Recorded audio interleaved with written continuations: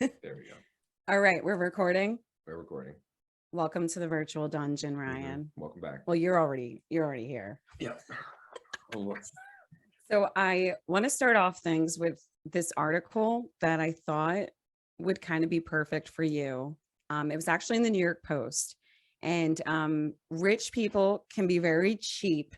Yacht owners hem and haw about the rising cost of diesel.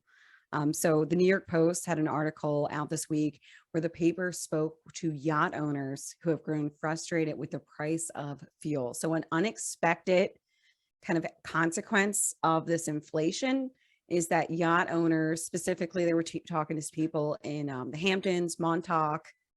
They're having some problems filling up their yachts right now, and I know that's something you're kind of familiar with. You're a little bougie with the yachts. You've been on some yachts. yeah, and I've grown up around boats. Like my dad had not yachts, but we had like fishing boats and we had like a lake boat, and I've grown up on boats. So Just showing your privilege as always. I'm so sorry.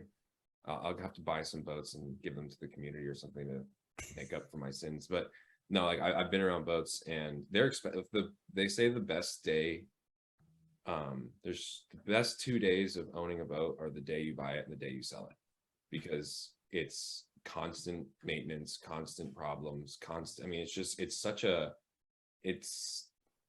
there's really no point in having a boat. There really isn't, but they're fun, if you enjoy being out on the water, which I do, and they're great, but like it's 100% for pleasure. You don't really need one. So like owning a boat is just, it's very, very costly. And that's what most people know about boats that are boaters. It's like, it's just a costly hobby.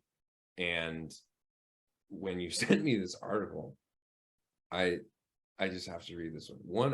One owner who docks in the Hamptons told the Post, quote, "It used to be $2,500 to take my boat out for lunch, but this year it's going to be $5,000. Okay, like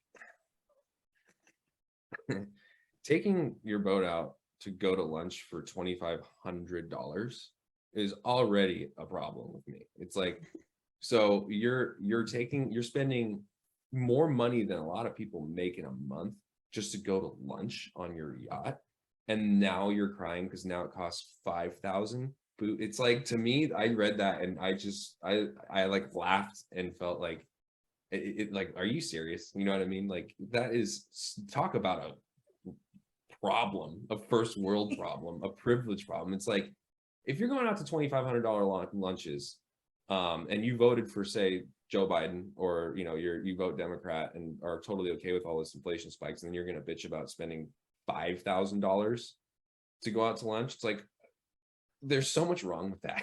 Like, where do you even begin to dissect that craziness? It's like, you shouldn't, if you're complaining, you shouldn't be going out on $2,500 lunch journeys anyway. And if you have a 70-foot, 100-foot yacht or whatever, is that extra $2,500 really busting you? Like, oh no, I gotta go on welfare now, because I can't afford, like it's, to me, it's just reading that was just like, wow, that's your biggest problem. Cost you $5,000 to go to lunch now. Stop going to lunch for $5,000 or $2,500 even. Like, Yeah.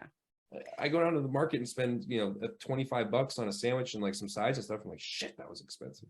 Like, Yeah. like I just what? eat like peanut butter for lunch. Like that's my Yeah. but I hope that like Stephen Colbert's boat is out there. I don't know, does he do his show he does do his show in New York City. So he's probably on the Hamptons. His like is probably an electric boat.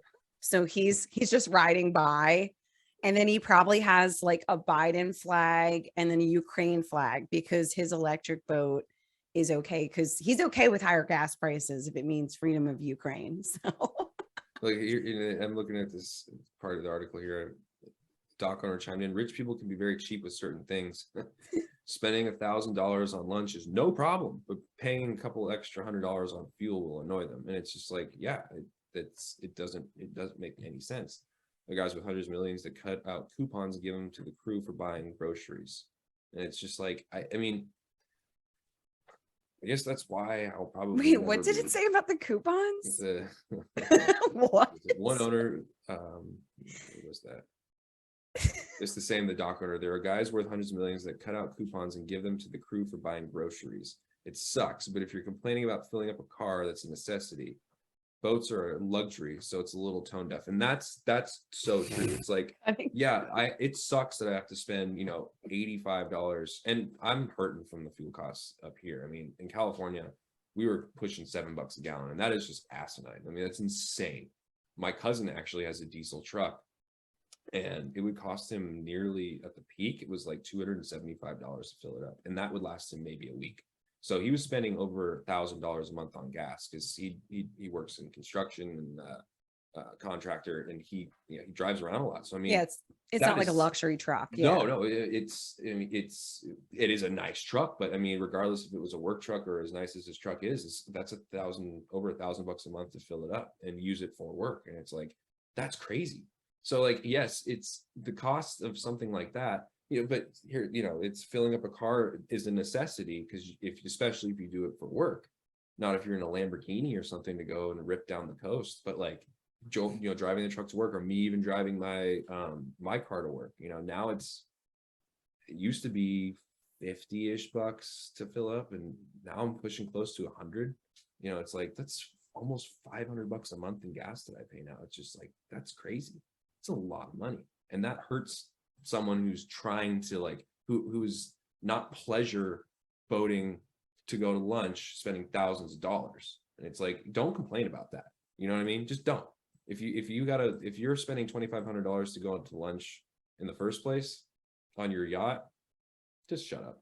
You know what I mean? I'm saying, or don't drive it. Just go on it on the dock. You know what I mean? Some of these Yeah. yachts, they're like hotels, like these luxury suites. You go in this boat, you can just go on one of these things on the dock and just have lunch, bring it on the boat and hang out there, and you don't have to go out into the middle of the ocean and waste and that's another thing, wasting all that fuel too. Think about the amount of fuel Polluting those. Yeah. And Yeah, some of these actually, people, yeah. are probably, hey, there's probably some people that are like the Rush Limbaughs, or they're like, oh, who cares if my boat is polluting the earth? I need to go out. But I'm sure some of them like definitely are you're just run of the mill, do-gooder, wonderful liberal, live in the lily white suburbs, but have their little Biden flag, and then they're out there just like cruising around in their yacht. Or as I saw when I was And in those Costa things Rica, burn. yeah, An average boat burns, or like an average yacht size, which was what, 70 feet, where'd the article go? It was, and I knew this too. Yeah, they're roughly 70-foot yacht will burn about 130 gallons per hour. So that's insane. I mean, that's in 1 hour, that burns as much diesel fuel as my cousin's truck will do in like over 5 Phillips. So it's like, that's wild that you just, hundreds of gallons of fuel are being burned up. And like, it's crazy to be so selfish, I guess, is what I'm trying to say. yeah. And the same people that are, like I said, it's not It's selfish to necessarily that complain it's about it. That it's not yeah, selfish to do yeah, it. If you to have it, yeah. if I had a yacht and it was a 70, if I had a big yacht, I would just realize that, like, I mean, first of all, it would cost probably millions of dollars to even get it, and tax and license and just the boat in general. So it's like, if I'm spending that much money, I can't be complaining about the fuel. And it's like, I bought that 100% to like enjoy it. So if I can't enjoy it, if I feel like, oh shit, gas prices are going up or whatever, I may have to sell it. But it's like, you shouldn't be complaining about it to people. It just, to me, that just doesn't make sense. If you own a multi-million-dollar yacht and you have to pay, double to fill it up, it's like, that's not our problem. You know what I mean?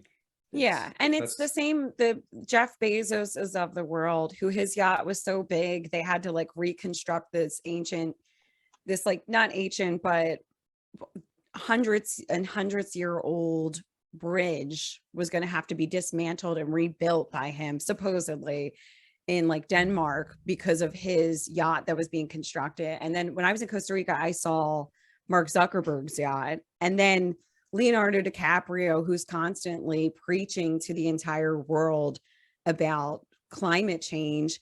he's always in the New York Post hanging out and hobnobbing on his yacht. But I actually think it's interesting because it reminds me of them complaining about the money, reminds me about something you've told me about, because you've spent more time with some upper echelon people, and you've made the comment to me that so much of their energy and their time is not necessarily is protecting their wealth and managing their wealth and keeping their wealth.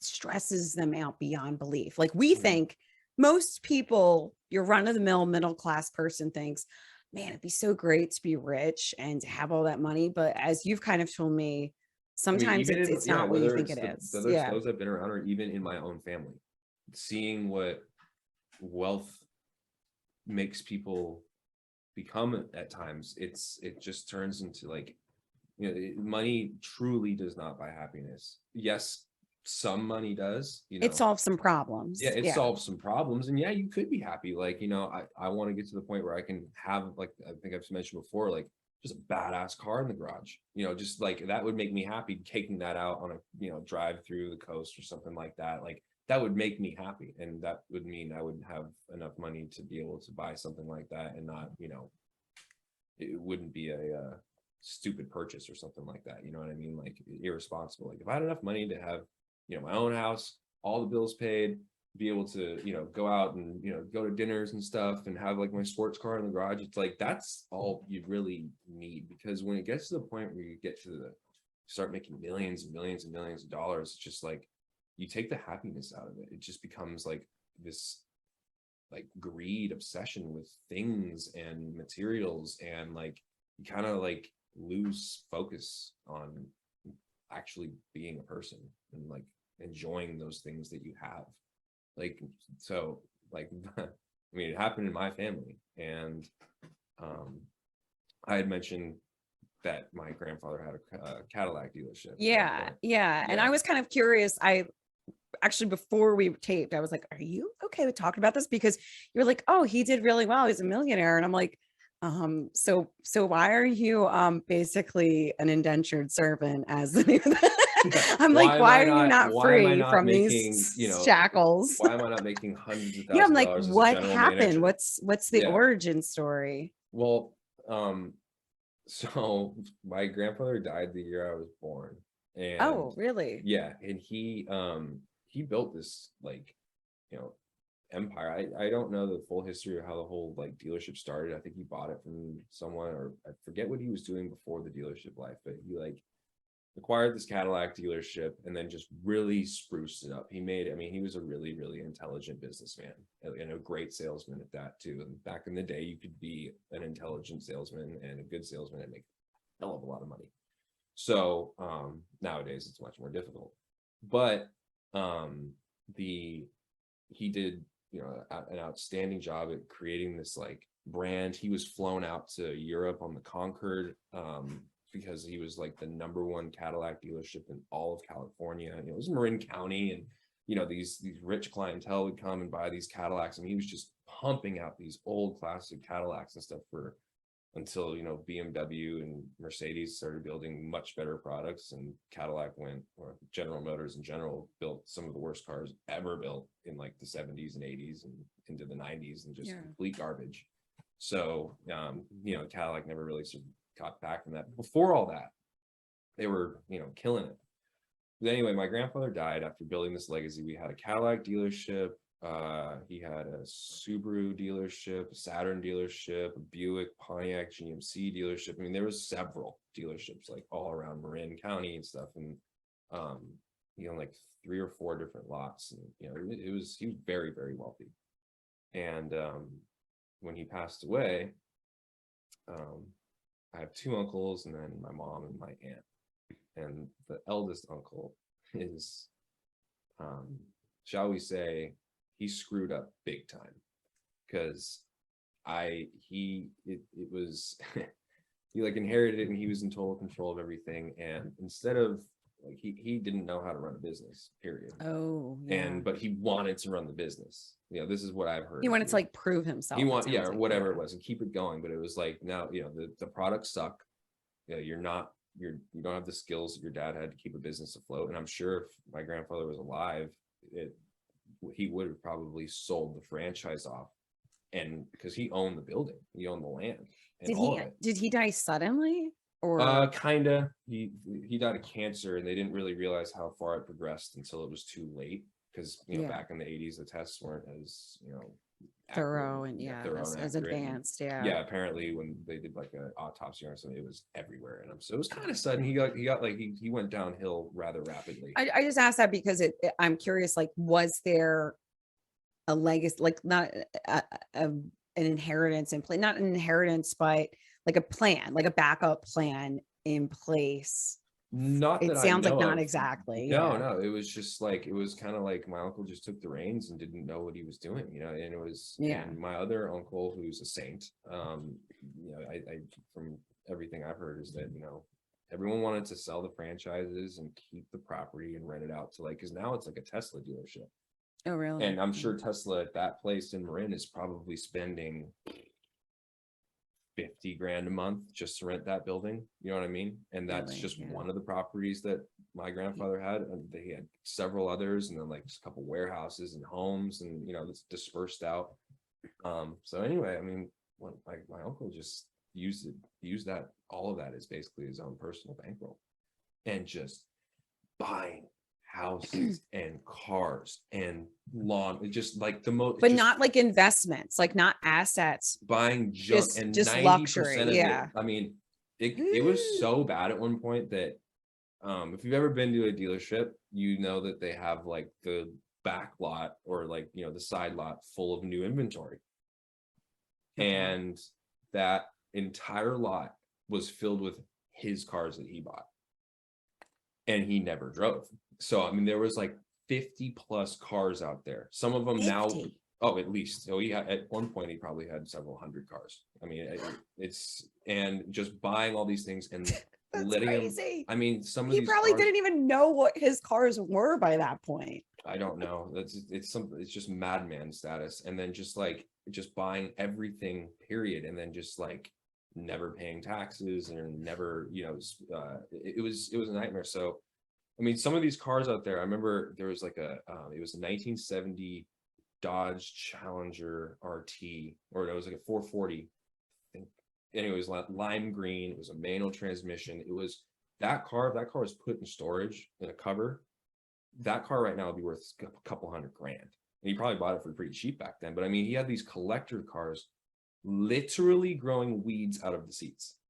I mean, just tires melted onto the pavement because he would just buy them and just buy it and put it in a lot, and that was it. And it was just most, like 90% of these cars. Literally, he had this Cadillac limo that my parents got married in, and it was like this beautiful classic Cadillac limo that was all black and could have been like from like the 60s or something. And I mean, if that was stored away, that could be worth a lot of money. It literally just became one with the earth.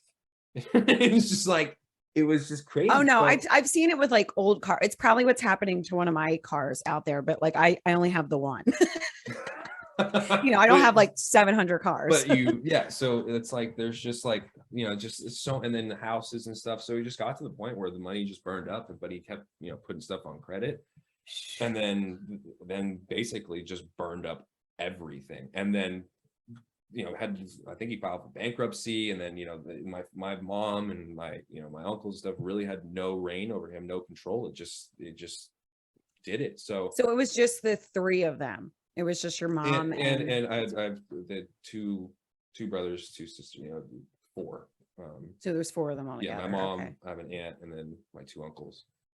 But the eldest one got total control of everything and just squandered it. Yeah, just really screwed up. But when my grandmother also had her nest egg too, so I mean, she had like a big building and stuff that when she passed away, there was still some money left, but I mean, a fraction of what could have been. Yeah, I mean, just so many houses had to be sold to pay off debts, and I think like that I mean, we lost the land at that dealership, and it's in one of the most prime spots of all Marin. That land is probably worth maybe 100 million or something like that, 50 to 100 million, somewhere around there. And it's just like, but then you get back to where I was saying earlier, it was just like having that much wealth.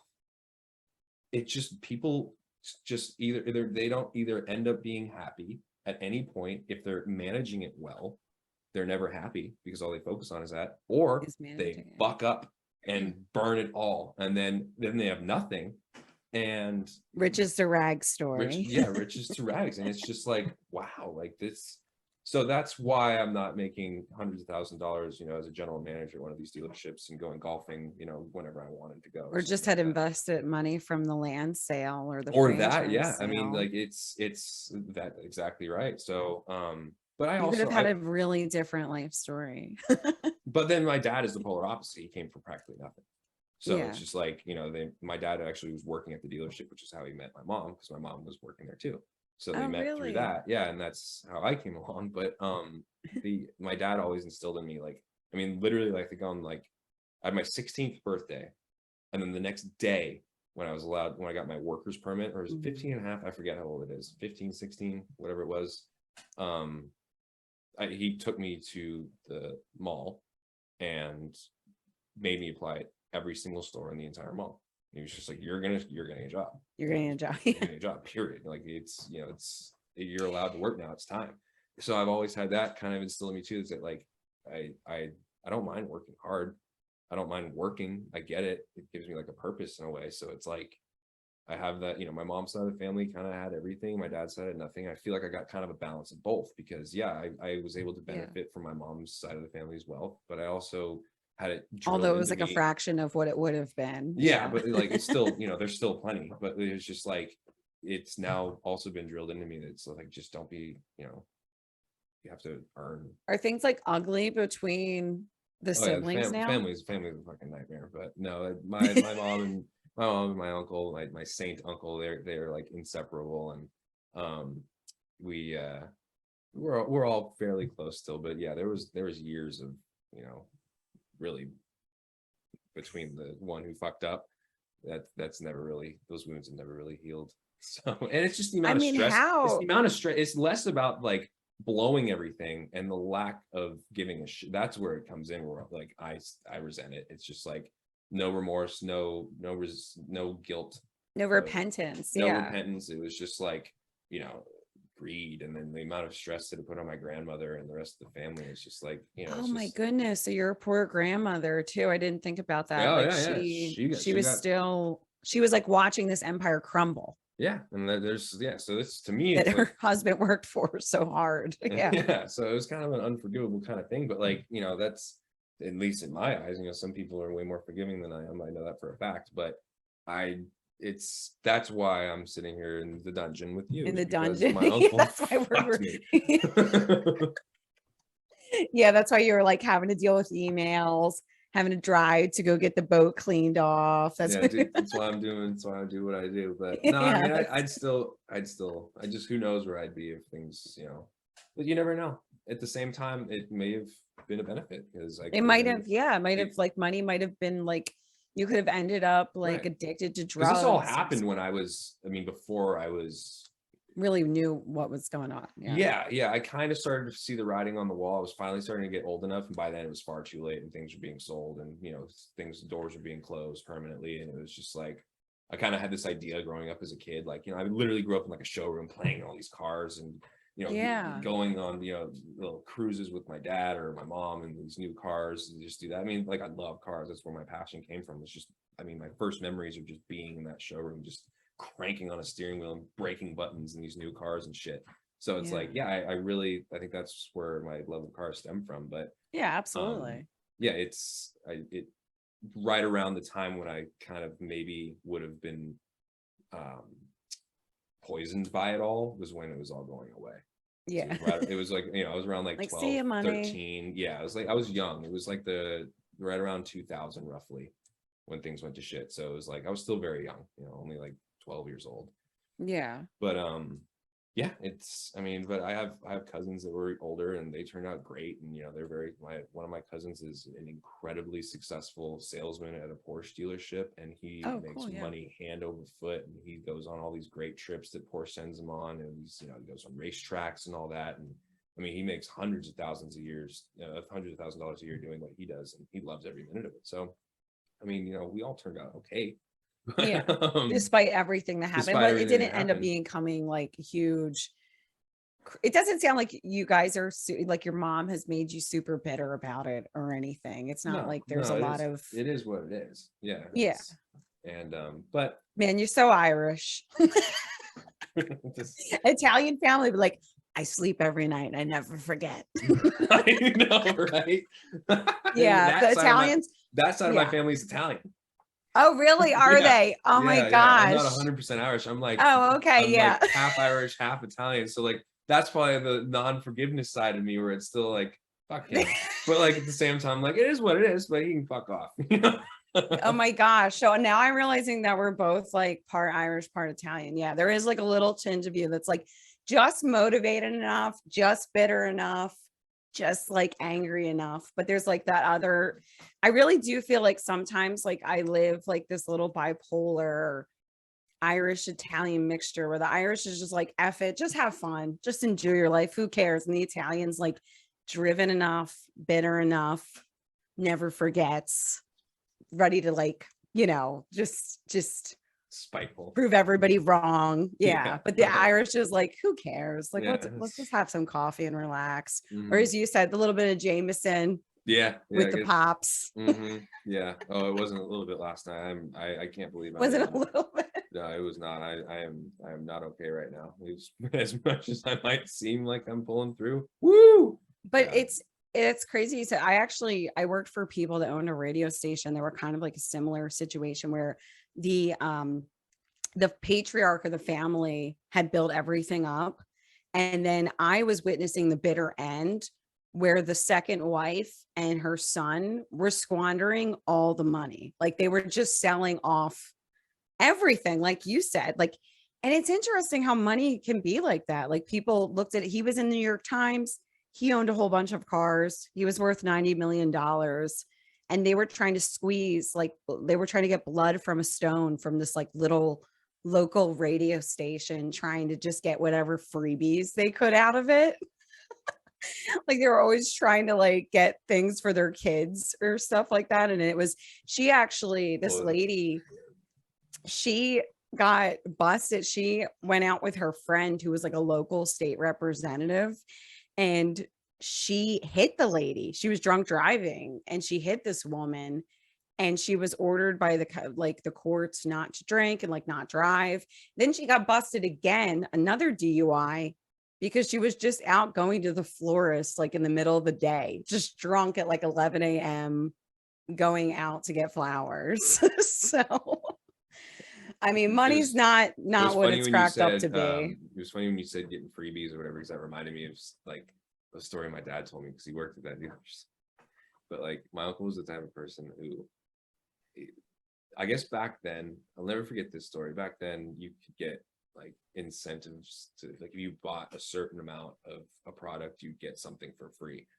And my dad told me the story about there was this company that was selling like brake pads and rotors. If you bought a certain amount of brake pads and rotors, they would give you a free gift, and the gift was like a revolver back then, right? You didn't get guns. My dad said that he wanted that free gift, so he spent a fortune on buying all of those brakes. And my dad said the parts department was packed to the ceiling with brakes and rotors that he said we so rarely use these on a car that's not very common. This is for like a big, like huge, massive dealership, or like a parts store or something. Like, and it's like this car wasn't something that we worked on much, so we had just the parts department, a section of brake pads and rotors that just sat there for years and years and years until, I mean, I think most of them probably got thrown out, but it was all to get that free gun or that All to free just gift. get a revolver. He could Right. spend $500. And that was just one example of that. There was many, like, I remember like something that I heard that, well, at one point he bought a fucking fire truck. That's all I need to say about that. But like, I remember I heard something like he went to like a Home Depot or whatever, and they had like a sale on lawnmowers. He bought like 10 lawnmowers, never fucking mowed a lawn in his life. and he just like these things just sat in Just because they storage. were on sale. Just they're on sale. You know, he had to get a good deal. He had to get a good deal. And then if there was a This good goes deal, all back to that New York Post article. Like rich people can be really cheap and be penny wise, pound foolish. yep. Well, it's kind of like the adult version. That break story is like the adult version of going to Chuck E. Cheese. Like, did you ever go to Chuck E. Cheese as a kid? And like, you would spend $50 playing these games to get tickets, and then you would be able to turn the tickets in to get these like cheap dollar store items. Did you ever go to Chuck E. Cheese? Oh my gosh, really? Did you ever There was do? not a Chuck E. Cheese around me. I only went to like a couple birthdays and I was so young. I Yeah, don't really only a couple. remember it. Yeah, me too. My parents. Are you kidding? But My it's parents like an never arcade did. kind. It's Yeah, kind of like an arcade like thing an anyway. arcade. You just go Yeah. to the arcade and you get the tickets and you get the an eraser or something after spending $500 on these stupid games. Yeah, you spent like all these. Well, did you Yeah. ever do the fundraisers for school where they would do that too? They would give like the incentives, and they would give Oh you, yeah, yeah, yeah, yeah, yeah. yeah. They'd be like, Mhm. instead of getting like an iPod, you would get like the cheap MP3 version. It's like, Yeah, if yeah. you sell this many chocolates, you can get this garbage MP3 player instead of like an Uh-huh. iPod that you would. Mhm. So you'd have to like sling all these towels. Like I was so bad at that. My brother would love it. Like he was out there slinging towels left and right. I'm like, I'm not selling this garbage just to get this crappy MP3 player. Are you kidding Yeah. me? But But that's the adult version of it. yeah, it literally I gotta was. buy all these rotors so that I can get this stupid Mhm. revolver. No, it But was people just do that. People do that. It's I know they still do. Mhm. and like rich people can be really, really cheap.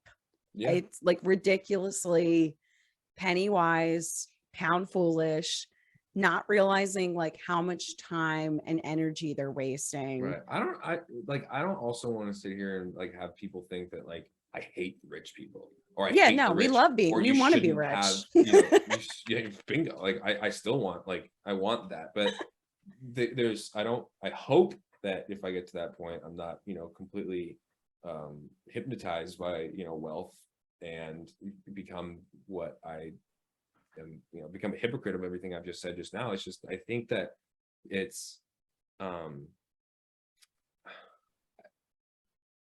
I think that what pisses me off about the rich is just that cheap side of them, or just taking advantage of like those who are less fortunate and then just hoarding all of the wealth just to have it. And I'm not saying you have to, I'm not saying you should, have to give back, but like you should do it just to do it. Because if like if someone like these rich billionaires and they just have billions and billions and billions and billions and billions and billions and billions of dollars, and it's just like if they all just came together and took a fraction of their wealth, they could really help change communities and stuff like that to like to a scale that is much much bigger than they already claim to do or whatever. Like I guess what I'm trying to say is that like you can, I don't care if you're rich, but it's just when it's the greed selfishness, then it's just like there's so many people out there hurting, and why do you need that 10th house that you're just why do you need that? You don't need to buy that house. Why don't you give And they always something? got to have more toys than the other person, Yeah, right? I why don't think you give that's something why back?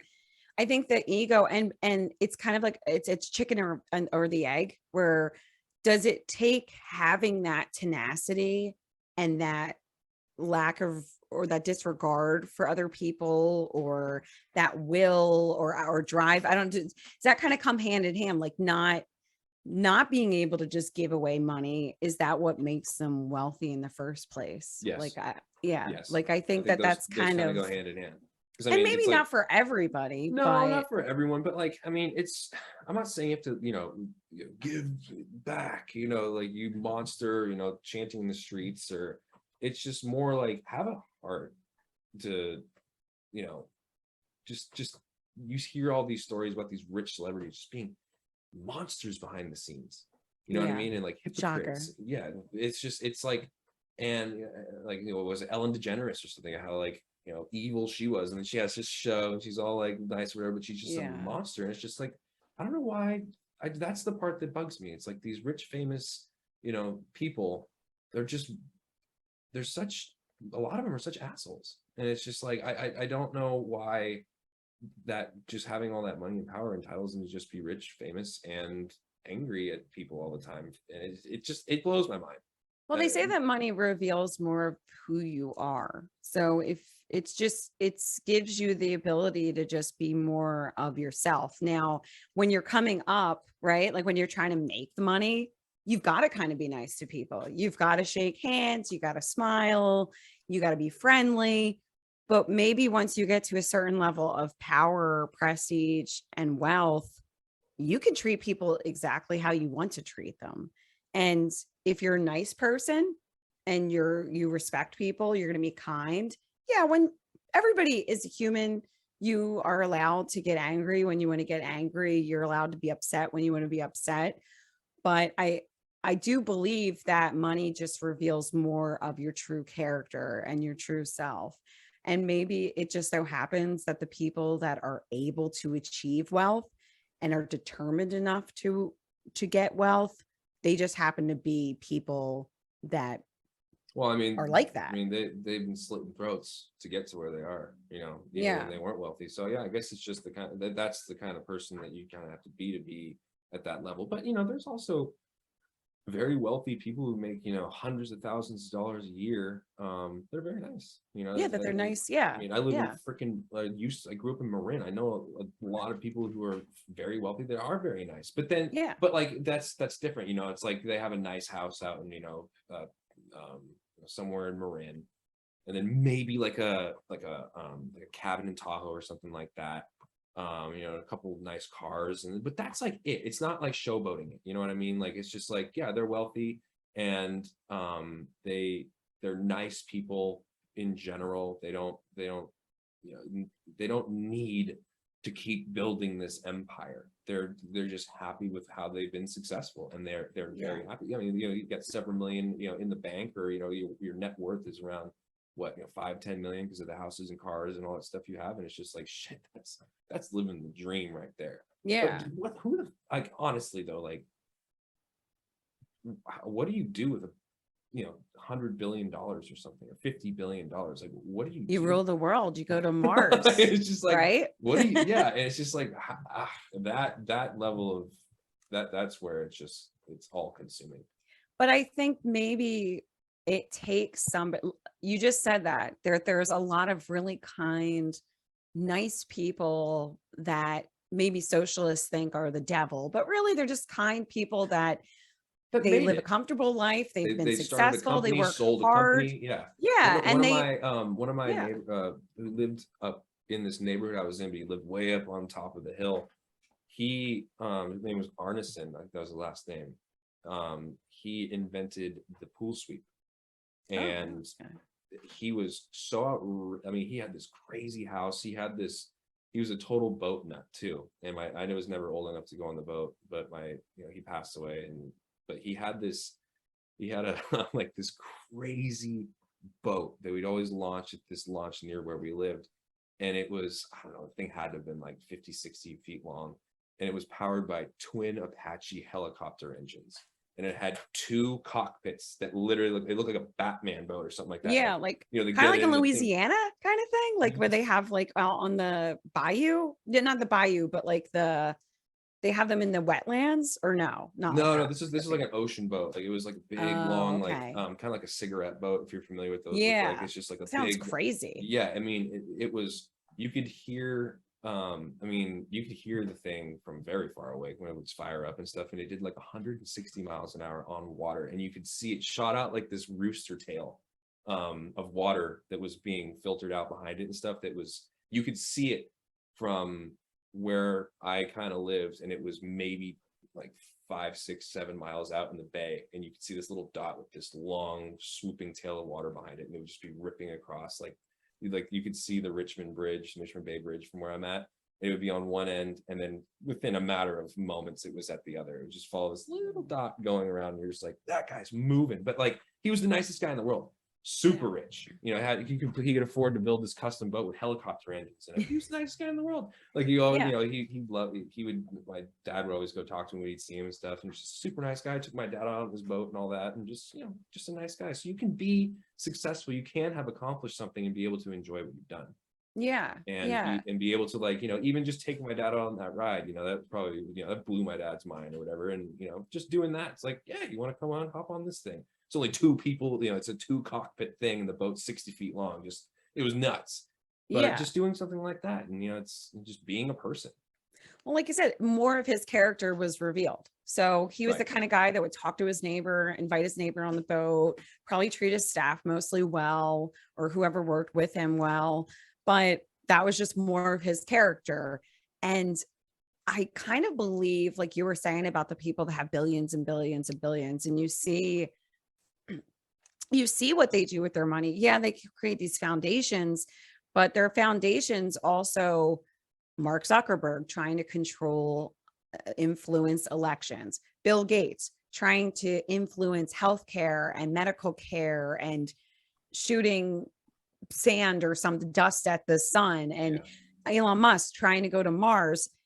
I believe that somebody that's able to get to that stage of wealth, it takes a little bit, maybe a little bit of megalomania to get to that stage. These people, I don't think, were born and hardwired exactly the same as maybe, like you said, that guy who's Oh, just it's like, like, yeah, okay, it's yeah, like one this in is a, enough. it's like Yeah. 1 in 10 million people are like that. You know what I mean? Like, Yeah. maybe even more, 1 in a billion or something. It's just, there's just, that's a rare breed of person. Yeah. And they know what they're doing. I think sometimes those people, like a Jeff Bezos, he started Amazon, and then from Amazon, it was never just about selling some books online. Like that's how it started. But I think he intrinsically knew at the beginning there was so much more in the back. Like he kind of knew who he was and where he was going from the get-go. Like there wasn't, I don't think there was a moment where he was just a normal guy. Yeah, I'd like to be rich. Like I think he knew intrinsically from a young age where he was headed, because yeah, he just started a book, a company that sells books.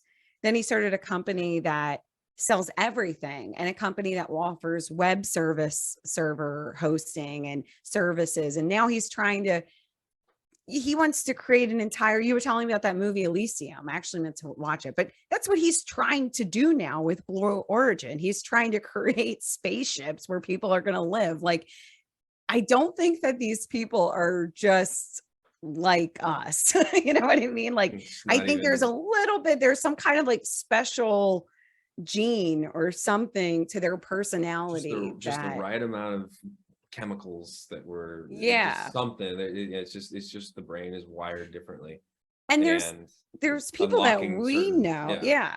There's people that we know that, and you know better than I do, they almost don't have a sense of shame that I do. Like they are willing, they will not take no for an answer. Whereas I feel like you and I have a level of comfort. Like when like a level of shame. When I saw Jeff Bezos in his space uniform with his cowboy hat on, he's just looking like a total dingus. I was just like, that guy has no shame. He looks like a freaking idiot right now. Yeah. You know what I mean? But he thinks he's like the coolest guy in the world. It's just like, yeah. Oh God, that's yikes. Well, I think you get to a point too where you have like so many yes people that are just, and we kind of understand this intimately, where you just want to get through the day. Like you're just thinking about your paycheck. You're like, okay, when am I getting paid? Okay. Yeah, that's a great idea. Yeah, excellent. Because arguing with them is just not worth your time. So when you see like Jeff uncle, Bezos, anytime that someone would try and tell my uncle that, hey, you are literally rearranging deck chairs on the Titanic right now, and the Titanic is this business that you're trying to run. It is fucking going down. Sell it before it's too late. Just they just won't listen, get pissed off, get out of my office or something like that, or you're wrong, fuck off. And it's just like, and then it turns out that not listening to someone who might have a different, and I think that's another thing, like having people around you that have a completely different outlook on life might help balance out, if you at least can listen to them, help balance out your inability to see things clearly as someone who isn't you would. Just like I don't know how to make billions of dollars. I don't know how to build a spaceship and send it to the moon. But like there's some traits that I have that those people might not have, which could get down to a more logical social level or something like that, where they just, it's like you try and explain something to someone, and yeah, I don't know if it's because of the power and wealth, but they just don't listen to the peasant, or the, the dungeon dweller like us. And it's just like, I mean, I'm not saying you might not be right about this, Yeah. but That's a good point though, but you have to be able to listen to those people. And as I said, we know intimately where sometimes you can say something again and again and again, or try to speak some kind of wisdom, some kind of insight. And at the end of the day, some people just want to hear what they want to hear, and they'll listen to the yes men. They'll just listen to the people that tell them, Jeff Bezos, yeah, that hat looks really good on you. You look really oh, wear the cool. cowboy hat, Jeff. It's Yeah. perfect. It's perfect. Yeah.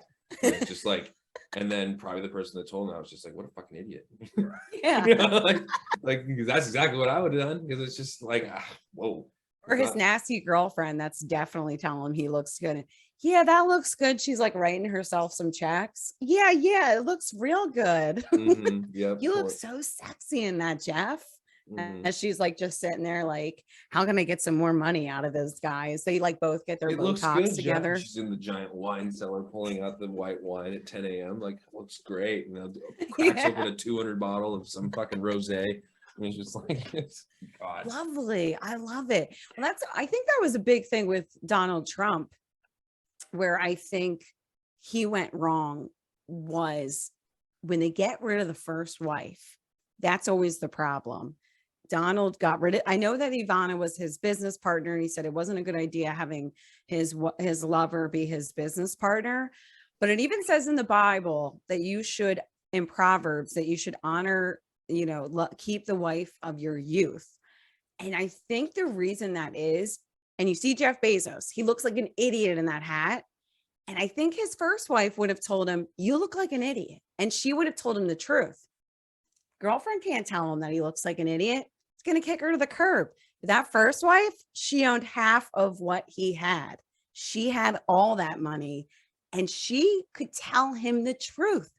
Donald Trump, nobody could tell him the truth. And he got mad at the people who couldn't tell him the truth. But if he would have still been married to her, she would have been able to tell him the truth, because he couldn't get rid of her, because it would have cost him half his fortune. And I think you see that a lot with these people, that they get rid of their first wives and then they just start acting erratically because they don't have anybody equal to them at that point. But the wife of your youth, that first wife, she's going to tell you the truth. She's going to tell you how she honestly feels, because she was there before the whole world knew you. You get what I'm saying? Like, yeah. And I think that that's what, and you see Jeff Bezos' first wife, like she's giving a lot of money away, probably because she's like, I don't want to pay all these taxes and stuff for it. And she's giving a lot of way. And she seems like a really reasonable person.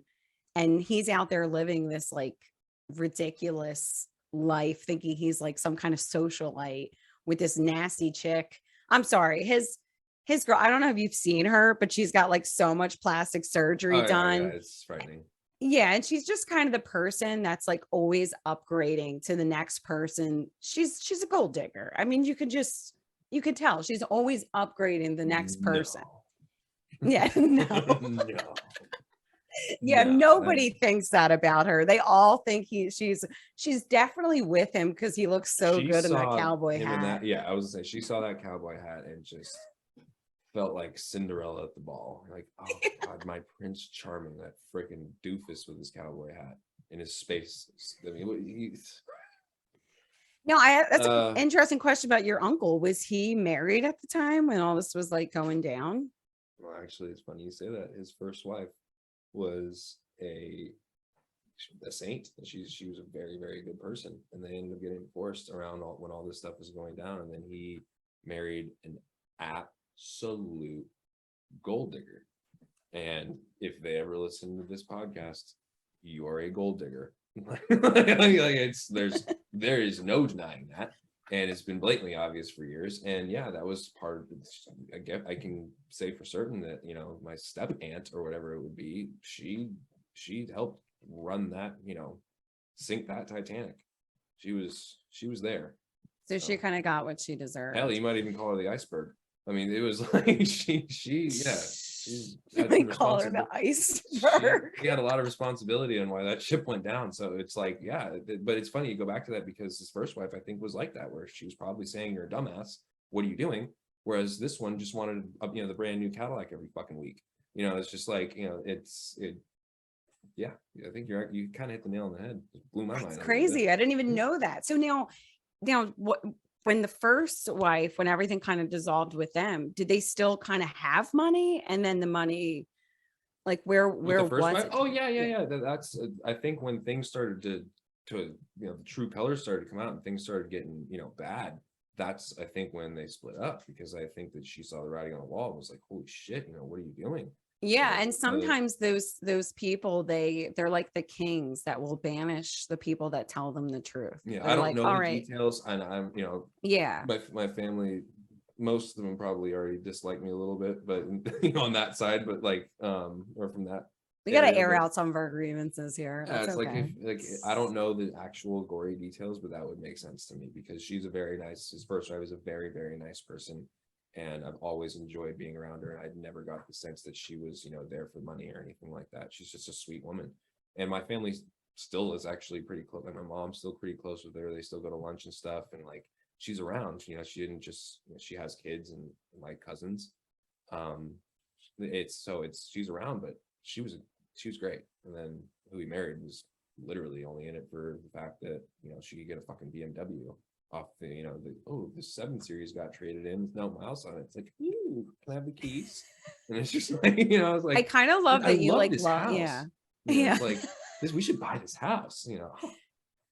Well, yeah, and then it turns out at the end of the day that it's like kind of all house and cards. So she was like, yeah, exactly, it's like, all right, well, it's kind of like what we learned when we talked about the Amber Heard thing. Like she thought she was getting like cool guy Johnny Depp. Instead, she's really getting ice cream all over him, drunk, sleeping, peeing on himself.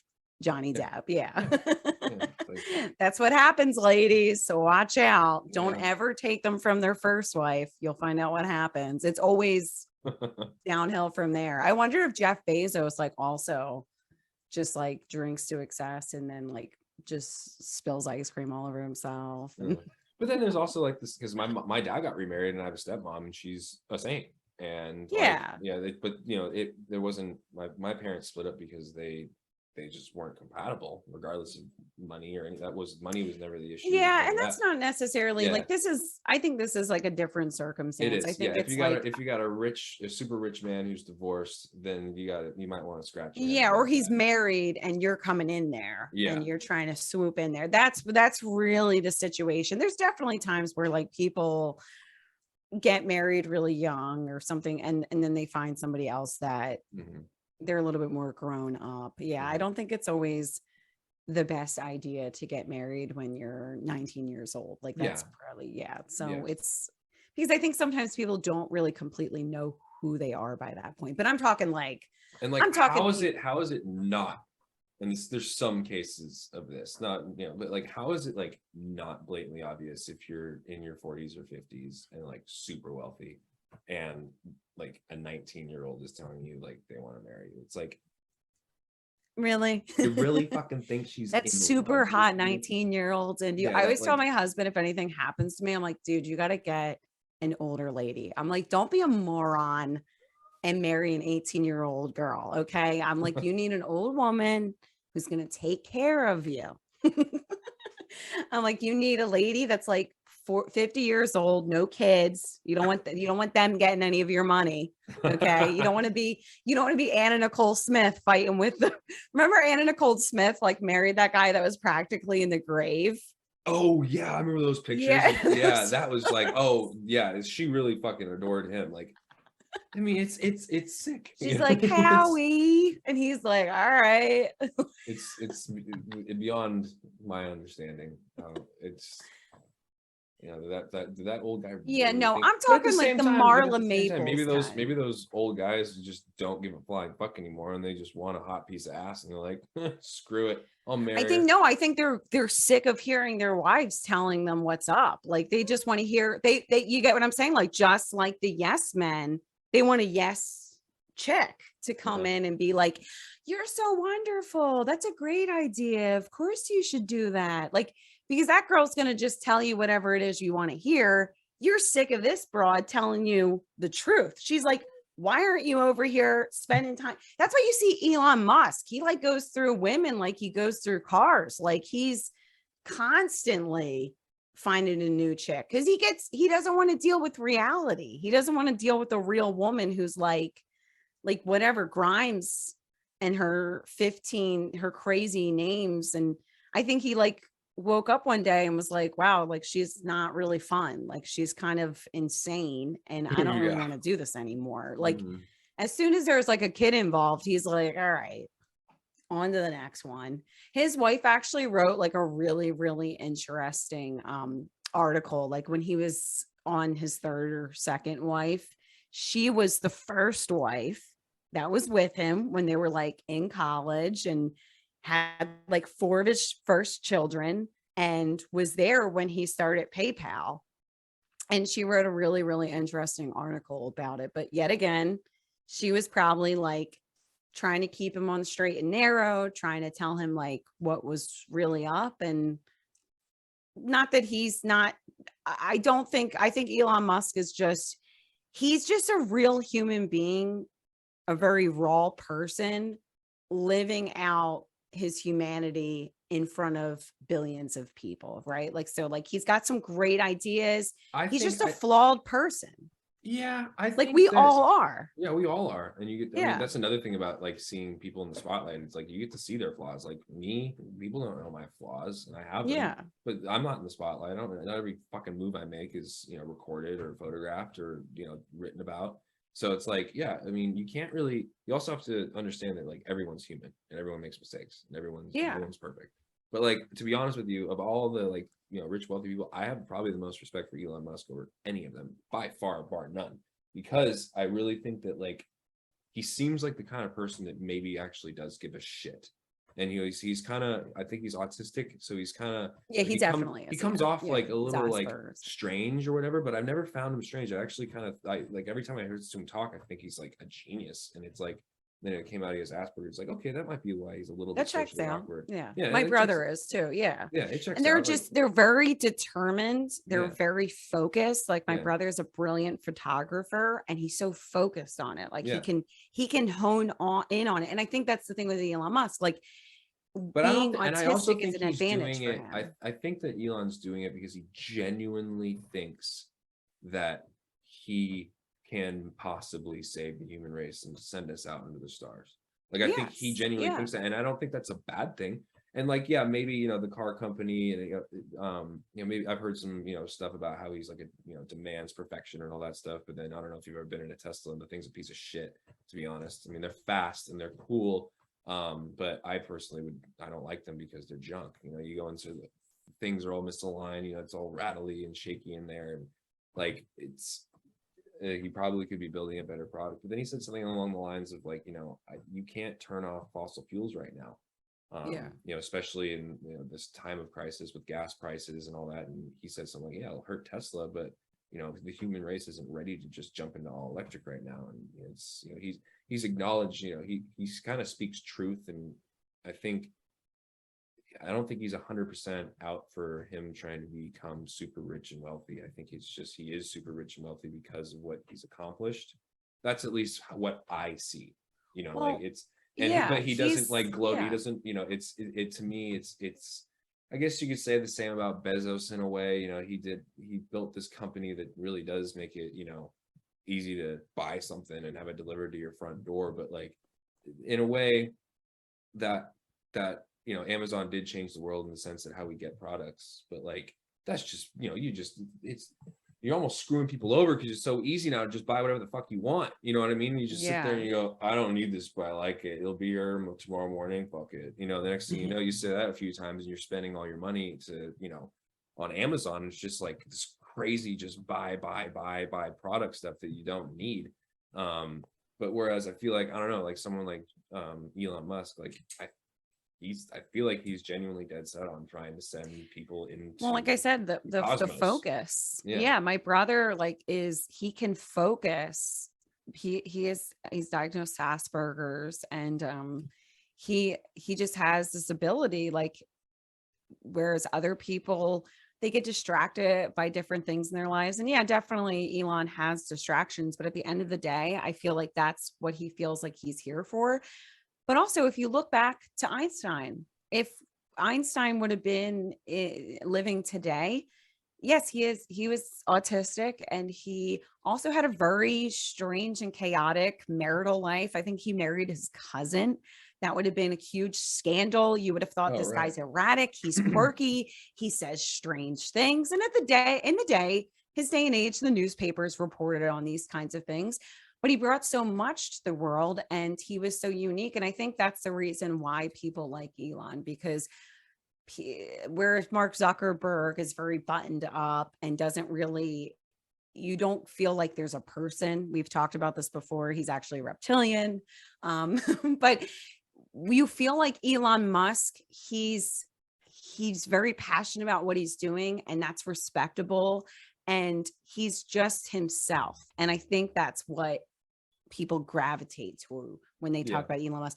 I feel like he's honest and he's raw. And it's just like Donald Trump. That's why people gravitated towards Trump. The same reason, because they might be flawed, but they're telling the truth. And we'd rather take that than this manufactured metaverse that Mark Zuckerberg is trying to push down our throat and trying to seem like he's telling you the truth when you feel like and he's the metaverse, I'm manipulating sorry, you. I call me maybe an old Bart now, or a boomer or something, but like, I just don't see the benefit of the metaverse. It doesn't make sense. It just seems like We've talked about we talked about we'd be like Wall-E, and it's just like, to me, creating that is just like, you really think people, like, why are people spending their real money on property